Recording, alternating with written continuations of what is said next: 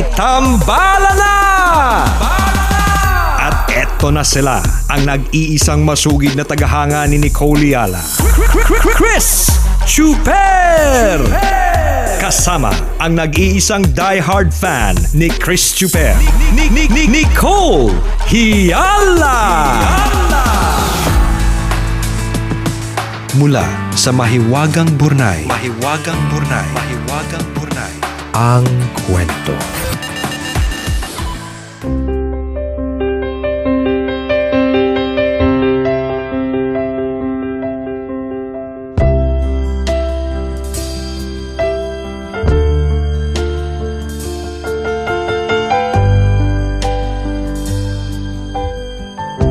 Tatlong linggo na lamang ang aking titiisin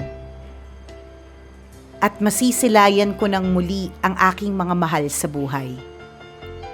Inip na ako dito, subalit kailangan kong gawin ang lahat ng ito para na rin sa aking pamilya. Mahal ko sila kung kaya't ayokong nakikita silang nagtitiis sa kahirapan.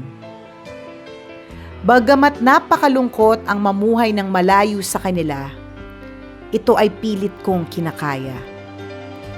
Ang bawat araw ay mabilis na lumilipas sa tuwing sila ay aking naaalala. Ang isang pagtitiis ay natutumpasan naman sa laki ng aking kinikita. Nakakatuwang isipin na labis ang kanilang kaligayahan sa tuwing ako'y umuuwi na maraming dala-dala mula sa iba't ibang bansang aming dinadaungan.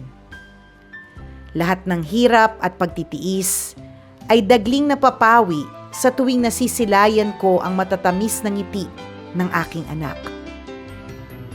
Napakasarap sa pakiramdam, kaya nga't nasasabik na ako sa aking pag-uwi. Ito ang damdamin na pilit naglalaro sa aking puso't isipan, habang ako'y hindi dalawi ng antok sa mga sandaling ito.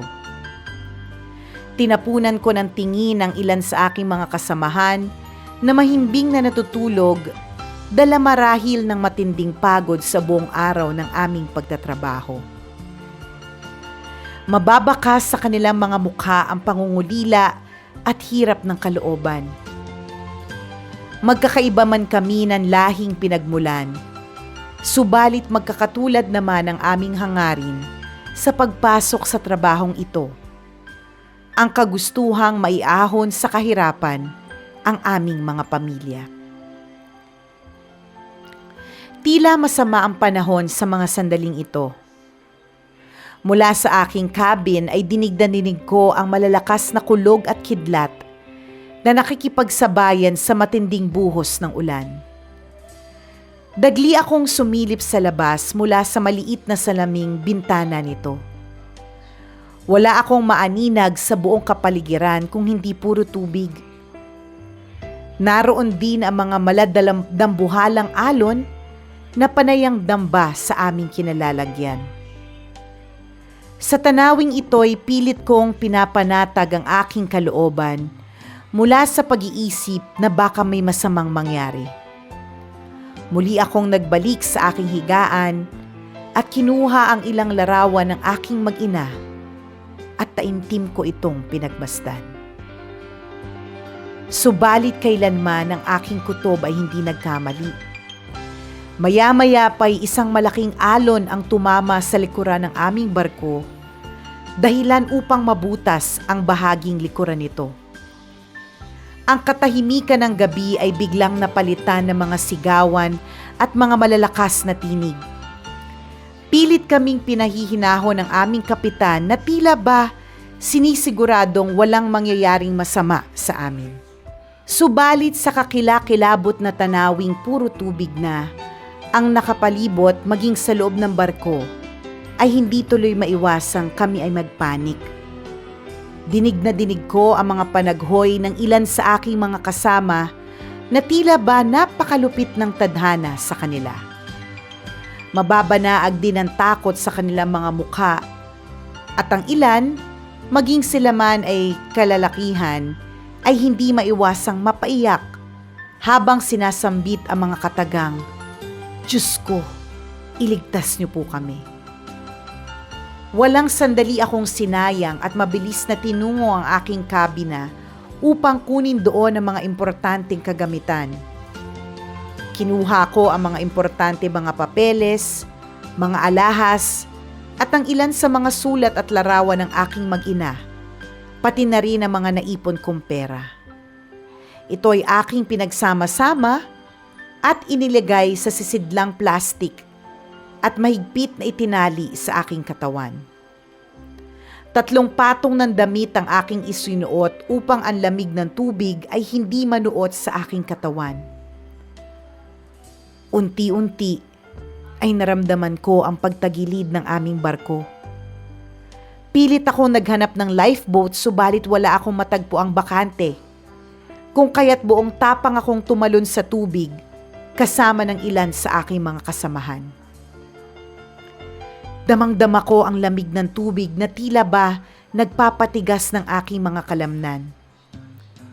Sa ilang sandaling pagkababad ay parang gustong mamanhid ng aking buong katawan.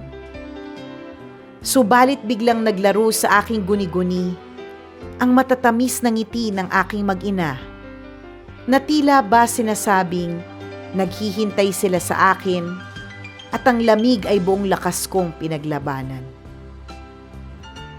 Pinilit kong lumangoy ng lumangoy, subalit hindi ko malaman ang aking patutunguhan. Kahit saan ko idako ang aking paningin ay pawang madilim na tanawin ang aking nakikita. Wala ni isang liwanag na tumatanglaw sa buong kapaligiran. Maging ang mga buwan o maging ang buwan at mga bituin ay nagtago sa kadiliman ng langit dala ng masamang panahon. Isang malaking alon ang naramdaman kong humampas sa aking pagal na katawan. Damang-dama ko ang sakit na dulot nito. Ilang alon na rin ang walang awang humampas sa aking katawan, subalit sa kabila nito ay hindi pa rin ako nawala ng pag-asa. Makaliligtas ako sa trahedyang ito sapagkat alam kong kailangan pa ako ng aking pamilya. Ilang oras pa ang lumipas at ang aking lakas ay unti-unting naglaho. Ang kaninang ingay na aking naririnig ay nawala. Hindi ko rin maaninag pa ang ilan sa aking mga kasamahan na kanina lamang ay walang humpay ang paglangoy at pagtakas sa kasawiang nag-abang. Gaya nila ay nakahanda na rin akong sumuko at ipaubaya ang aking sarili sa tila malamig na impyernong aking kinasasadlakan. Mula sa di kalayuan ay isang lifeboat na walang lulan ang aking natanaw. Kung tatansyahin ay ilang metro rin ang layo nito sa akin. Subalit tila napakalapit nito sa aking paningin. Biglang nanumbalik ang aking lakas at puno ng pag-asang ako'y lumangoy sa kinalalagyan nito. Sa paglangoy ay narating ko rin ang kinalalagyan nito, subalit ang takot at pangamba ay hindi naalis sa akin, kung kaya't taimting akong nanalangin na sana'y dumating ang mga taong sasagip sa amin. At dininig nga ng Diyos ang aking kahilingan nang mabanaagan ko sa himpapawid ang isang helicopter na papalapit sa aking kinalalagyan. Ang pangamba ay dagliang napawi. Bago ko tuluyang nakasakay, ipinatanggal nila ang ilan sa aking mga kasuotan nang sa ganon ay hindi kami mahirapan sa pag-angat. Ilang hakbang na lamang ako nang biglang kumalas mula sa pagkakatali ang ilang mahalagang bagay na kanina lamang ay inilagay ko sa isang sisidlan na nakatali sa aking katawan. Mula sa aking kinalalagyan ay kitang-kita ko na isa-isang inililipad ng hangin ang mga ito. Nakita ko ang larawan ng aking mag-ina na inagaw sa akin ng hangin at tuluyan ng nalaglag sa tubig. Dito ay hindi ko na napigilan ang pag-agos ng luha. Subalit mapalad pa rin ako dahil kasama ako sa mga nakaligtas at muling nakasama ang aming pamilya. Ang kwentong ito ay lukha ni Judith Remano, isang tambalanista.